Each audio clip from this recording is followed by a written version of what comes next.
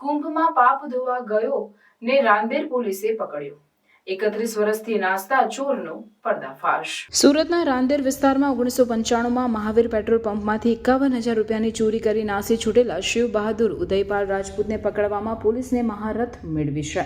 31 વર્ષથી નાસ્તા શિવ બહાદુરને શોધવા માટે રાંદેર પોલીસની ટીમે કુંભ મેળાના ચક્કર ખાધા અને ગુપ્ત રીતે તપાસ હાથ ધરી।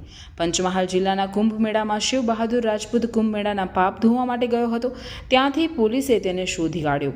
કુંભ મેળા દરમિયાન શુદ્ધિકરણના સમયમાં લોકો મોટી સંખ્યામાં હાજર રહે છે, એ સ્થિતિનો લાભ લઈને શિવ બહાદુરને પડીકું પાડવો મુશ્કેલ બન્યો હતો। તેમ છતાં રાંદેર પોલીસની સતત મહેનત અને ચક્રવ્યૂહ રચનાથી આ દુર્લભ ચોરને પકડવામાં સફળતા મળી। કુંભ મેળામાં શિવ બહાદુર રાજપૂતને પકડ્યા બાદ તેને દિલ્હી લઈ જવામાં આવ્યો, જ્યાં રાંદેર પોલીસના અધિકારીઓએ તેની ધરપકડ કરી અને આગળની કાર્યવાહી હાથ ધરી। આ બનાવથી રાંદેર પોલીસની ટીમને મોટી સફળતા મળી અને 31 વર્ષથી નાસ્તા આ ચોરને પકડવામાં આવતા સુરતના નાગરિકોમાં સહજ શાંતિ અને સુરક્ષાની ભાવના મજબૂત થઈ છે। કુંભ મેળાના વિભિન્ન ભાગોમાં રાંદેર પોલીસે કડક તપાસ હાથ ધરી અને શિવ બહાદુરના જુદા જુદા સ્થાનો પર જાતે જઈને તપાસ કરી। આ સમયગાળામાં પોલીસે સુપેરે ગોપનીયતા જાળવી રાખીને આ પકડ મુક્તિના કામગીરીમાં સફળતા મેળવી હતી। રાંદેર પોલીસ સ્ટેશનમાં આશરે 31 વર્ષ પહેલાં ઋષભ સર્કલ પાસે આવેલ મહાવીર પેટ્રોલ પંપની ઓફિસમાં વોચમેન તરીકે કામ કરતા એક ઈસમે નોકરીઓ ચોરી તરીકેનો કરીને પૈસા 51,000 રૂપિયા લઈને જતો રહ્યો હતો।